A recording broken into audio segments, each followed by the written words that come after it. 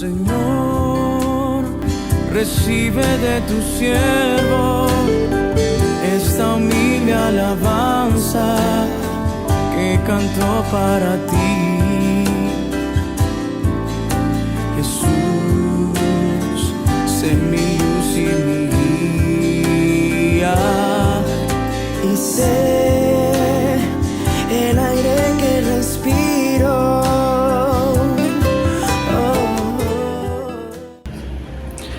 Muy buenos días, queridos hermanos. Vamos a poder en este sábado 16 ya de julio poder compartir una vez más la palabra de Dios que está en el TCD. Hoy vamos a meditar en 2 Corintios 5 del 11 al 21 y tiene por título el ministerio de la reconciliación. Vamos a orar para poder entregar este tiempo al Señor. Señor Jesús, te damos las gracias por este día, te damos las gracias, Señor, por tu palabra, por tu presencia en esta mañana con cada uno de nosotros. Gracias, Señor, porque tú quieres que podamos entender tu palabra, comprenderla, Señor, poder obedecerte y amarte mucho más. Ayúdanos, Padre, abre nuestros ojos espirituales. Ayúdanos, Espíritu Santo, a que prestemos atención a lo que tú quieras hablar a cada uno, Señor, y que todo este tiempo sea para tu gloria y para nuestro bien, Señor, en el nombre de Jesús. Amén. El versículo 11. Por eso, sabiendo que al Señor hay que tenerle reverencia, procuramos convencer a los hombres. Dios nos conoce muy bien y espero que también ustedes nos conozcan.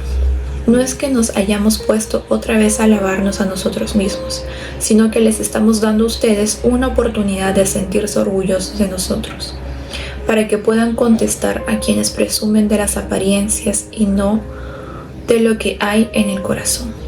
Pues si estamos locos es para Dios, y si no lo estamos es para ustedes. El amor de Cristo se ha apoderado de nosotros desde que comprendimos que uno murió por todos y que por consiguiente todos han muerto. Y Cristo murió por todos para que los que viven ya no vivan para sí, sino para aquel que murió y resucitó por ellos. Por eso nosotros ya no pensamos de nadie según los criterios de este mundo. Y aunque antes pensábamos de Cristo según tales criterios, ahora ya no pensamos así de Él. Por lo tanto, el que está unido a Cristo es una nueva persona. Las cosas viejas pasaron, se convirtieron en algo nuevo. Todo esto es la obra de Dios, quien por medio de Cristo nos reconcilió consigo mismo y nos dio el encargo de anunciar la reconciliación.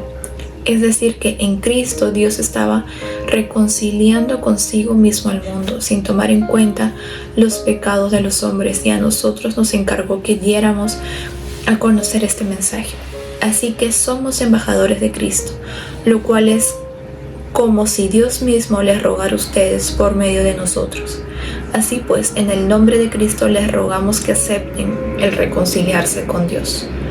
Cristo no cometió pecado alguno, pero por causa nuestra Dios lo hizo pecado, para hacernos a nosotros justicia de Dios en Cristo. Y aquí Pablo empieza a defender y a describir su ministerio, ¿no?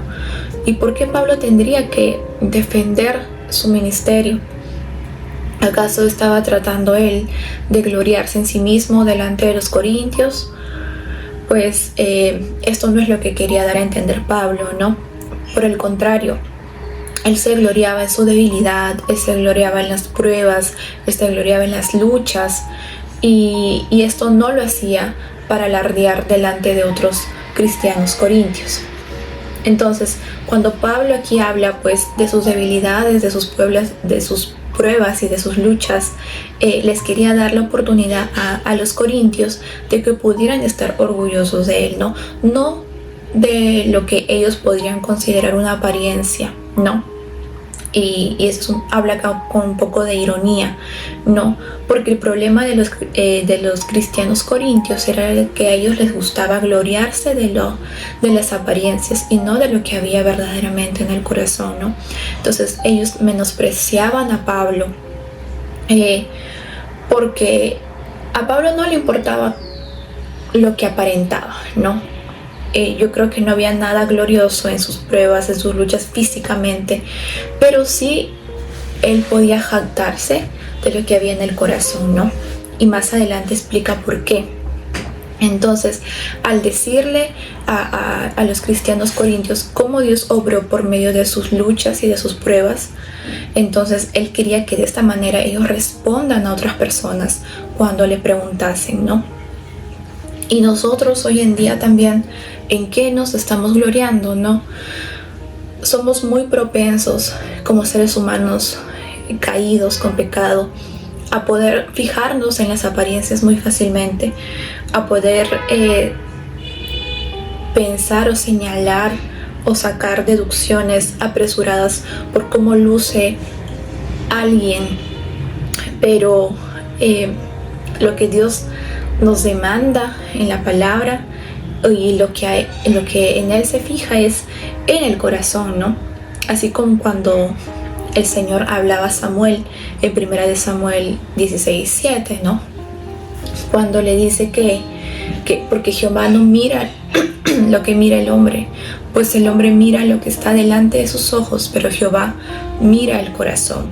Entonces somos fácilmente impresionados a menudo por la imagen de una persona, por cómo luce, por cómo habla, por sus actitudes, y no tanto dejamos muy de lado el corazón de esa persona, la sustancia, ¿no? La obra que Dios ha hecho en esa persona, que es lo que debería ser más importante. En el versículo 14 también Pablo le responde: el amor de Cristo se ha apoderado de nosotros, nos constriñe, dice en otra versión, desde que comprendimos que uno murió por todos y que por consiguiente todos han muerto, ¿no? Pablo hacía lo que hacía en este ministerio, soportaba tantas pruebas, tantas aflicciones, tantas luchas, por el hecho de que él había llegado a recibir el amor de Cristo, ¿no? Él había entendido cuánto Jesús lo amaba, cuánto el Señor lo amaba, y que ese amor era tan grande que él se veía obligado, que él se veía simplemente a responder de esa manera, a poder servir, ¿no? A servir a otros en gratitud de lo que el Señor había hecho con él. Y es el amor de Dios en Cristo Jesús que lo motivaba a él a dar algo más a los demás, ¿no? A dar algo más a los demás debido a que Cristo ya lo dio todo por él, y de la misma manera que Jesús ya lo dio todo por nosotros. Entonces es el amor de Jesús, el mismo amor que obligaba a Pablo, que lo constreñía a soportar todo lo que soportó, a dar todo lo que dio, a servir. Ese mismo amor es el que nos tiene que motivar a nosotros también a servir a los demás, a poder, por sobre todas las cosas, agradar al Señor, ¿no? El amor de Cristo es el impulso para nuestras vidas, para poder honrar y glorificar al Señor en todo lo que hagamos, ¿no? Y Pablo lo había llegado a comprender a lo largo de su ministerio, desde que tuvo ese encuentro con el Señor. De la igual manera nosotros, cuando tuvimos ese encuentro con el Señor, pudimos darnos cuenta de cuánto Él nos ama, y quizás no en la totalidad, porque somos seres limitados. En algún momento conoceremos cómo hemos sido conocidos, pero poco a poco estamos en ese proceso de conocer más al Señor, conocer más su amor y poder responder en gratitud, en servicio a Él. Y en el versículo 15: y por todos murió, para que los que viven ya no vivan para sí, sino para aquel que murió y resucitó por ellos, ¿no? Y aquí nuestro pecado, el que habita en nuestro corazón, nuestra concupiscencia, es lo que nos hace aún vivir para nosotros mismos, ¿no? Somos seres humanos egoístas por naturaleza, y es una lucha aún, es un proceso, no hemos llegado a esa perfección. Pero en este versículo habla muy claro que nosotros ya no vivimos para nosotros mismos, sino para Dios. Hemos sido creados por Dios, hemos sido creados para el Señor, ¿no? Él ha creado absolutamente todo y todo lo que Él ha creado es para su gloria, inclusive nosotros. Entonces todo lo que hacemos, pensemos, digamos, tiene que ser para la gloria de Dios, completamente para el Señor. Así como Cristo vivió completamente para agradar a Dios, de igual manera nosotros debemos de vivir completamente para agradar al Señor, ¿no? Y es ese amor que hemos llegado a comprender, ese amor que hemos llegado a recibir, que ya no nos hace vivir egoístamente, orgullosamente, sino que nos da la capacidad de poder servir a los demás, de poder vivir para los demás, ¿no? Como lo dice en Filipenses 2, 4 al 5, ¿no? Que ya no buscando nuestros propios intereses, sino el de los demás, viendo a los demás como más importantes que nosotros, siguiendo el ejemplo de Cristo Jesús. Entonces esto es lo que Pablo les estaba explicando a los corintios, ¿no? Que ya no vivan para sí, nuestra vida está escondida en Cristo, entonces ya no nos pertenecemos, ya no nos tenemos que buscar nuestro propio bien, sino por el contrario, hacer lo que sea con tal de glorificar al Señor en nuestra vida y poder servir a los demás, ¿no? Y aquí viene este versículo muy conocido, ¿no? De modo que si alguno está en Cristo, y esa es una promesa para cualquier persona, ¿no? Que puede ser nueva criatura en Cristo. Está en Cristo, es necesario que esté en Cristo, que haya recibido a Cristo, que vaya al Señor. Nueva criatura es. Las cosas viejas pasaron, he aquí todas son hechas nuevas, ¿no? Y esto no solamente como cristianos no nos identifica solamente con la salvación, sino somos una nueva criatura. No es que somos salvos y ahí termina todo, sino que el Señor pues hace las cosas completamente nuevas. Él no parcha, Él no hace las cosas a medias, sino que en Él ya tenemos una nueva identidad. Ya no somos lo que éramos antes, aunque cueste creerlo, aunque quizás a algunas personas les cueste creerlo y resulte pues un poco así loco, ¿no? Como una persona puede cambiar tanto una persona, pero la palabra de Dios dice que en Cristo somos nueva criatura, entonces tenemos que creerla, ¿no? Y esa es la biografía de cada cristiano de ahora en adelante. Esa es nuestra nueva biografía, que somos una nueva criatura, no perfectos, no hemos alcanzado aún esa perfección en este lado de la eternidad. Estamos en un proceso, constantemente siendo santificados, pero esa es la promesa que tenemos, ¿no?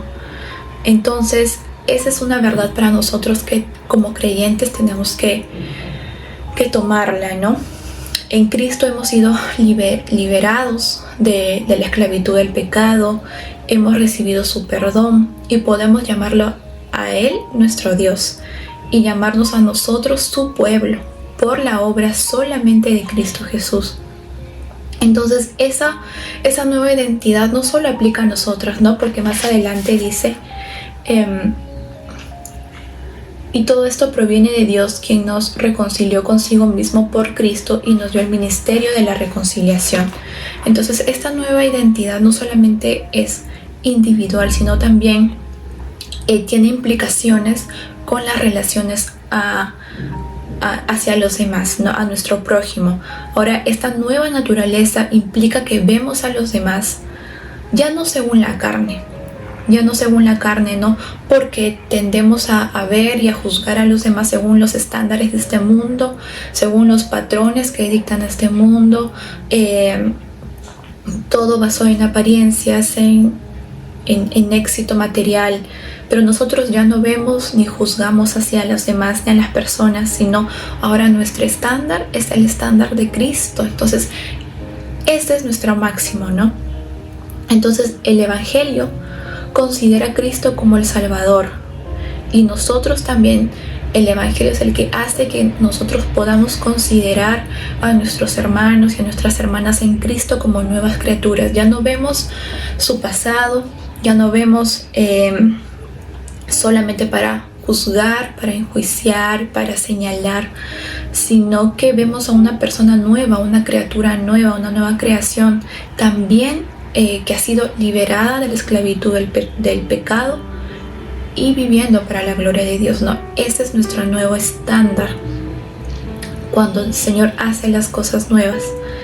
Y todo esto, toda esta transformación, todo este cambio nuevo solo es posible, que es necesario que lo recordemos por la obra de Cristo Jesús, ¿no?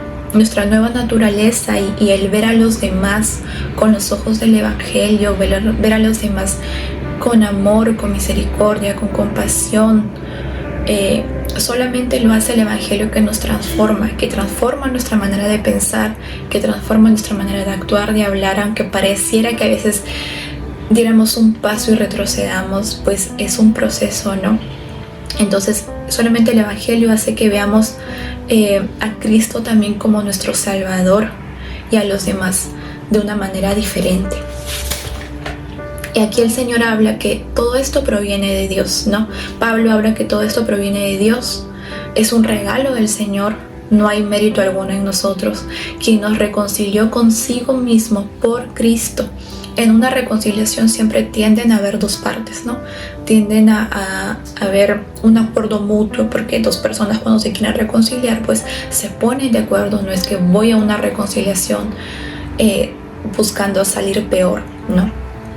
Pero acá el Señor dio ese primer paso, entregando a Cristo Jesús, ¿no? Y nos dio el ministerio de la reconciliación, sino que ya no fue un acuerdo mutuo con el Señor, sino que es solamente su gracia, ¿no?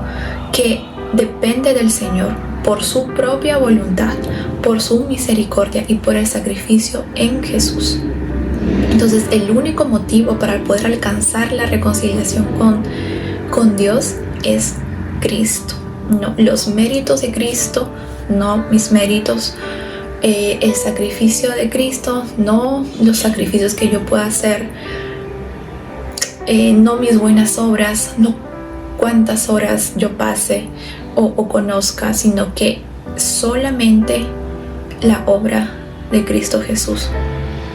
Y eso tenemos que recordarnos constantemente, porque tendemos a tener amnesia espiritual y creemos que nuestras acciones, que nuestras obras, que nuestros méritos nos justifican delante del Señor, aún conociendo el Evangelio. Pero es por eso que necesitamos recordarnos la verdad de Dios constantemente.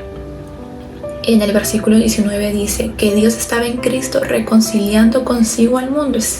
Es increíble cómo el Señor da ese primer paso, cómo Él toma esa iniciativa de reconciliarse con su pueblo, con sus hijos, no tomándoles en cuenta a los hombres sus pecados, porque ya toda la ira de Dios fue satisfecha en Cristo Jesús, y nos encargó a nosotros la palabra de reconciliación.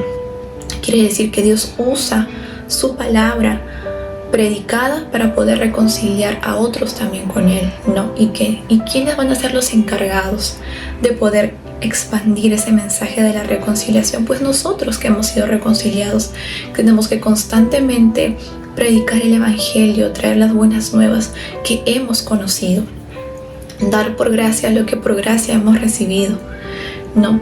Así que somos embajadores en nombre de Cristo, como si Dios rogase por medio de nosotros. Os rogamos en nombre de Cristo, reconciliaos con Dios. Os rogamos, ¿no? Cuán importante para el Señor es reconciliarnos con Él. Yo creo que nosotros no podemos entender cuánto necesitamos estar bien con el Padre, ¿no? Tener una relación correcta con Dios, poder amistarnos con el Señor, ¿no?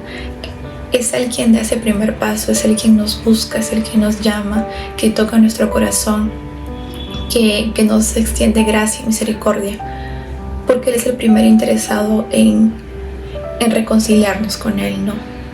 Y nosotros tenemos que aceptar su llamado, escuchar su voz, poder ir a Él en Cristo solamente por los méritos de Jesús en fe y podemos tener una relación correcta con el Señor. Mañana quería compartirles, hermanos, qué preciosa palabra nos ha hecho recordar el Señor de nuestra necesidad de reconciliarnos con Él, de seguir reconciliando al mundo con Él, de poder recordarnos también que somos nuevas criaturas. Eso trae mucho descanso en nuestra alma, porque ya no somos esclavos, como decía, del pecado, del mundo, sino ya no vivimos para nosotros, sino para el Señor. Entonces, vamos a darle gracias a Dios por su preciosa palabra de esta mañana. Señor Jesús, te damos gracias, Padre bueno, por tu palabra de verdad, porque traes luz, traes libertad, Señor, porque nos amas, Señor, y es tu amor que nos hace vivir para ti, sirviendo, Señor. Tu amor nos impulsa, nos obliga, Señor, a dejar todo lo que hacíamos, somos, tenemos, con tal de glorificar tu nombre, Señor. Gracias por este tiempo, gracias por amarnos tanto. Ayúdanos a poder corresponder a tu amor día a día, Señor, en el nombre de Jesús. Amén. Dios los bendiga, hermanos. Señor, recibe de tu siervo esta humilde alabanza que cantó para ti.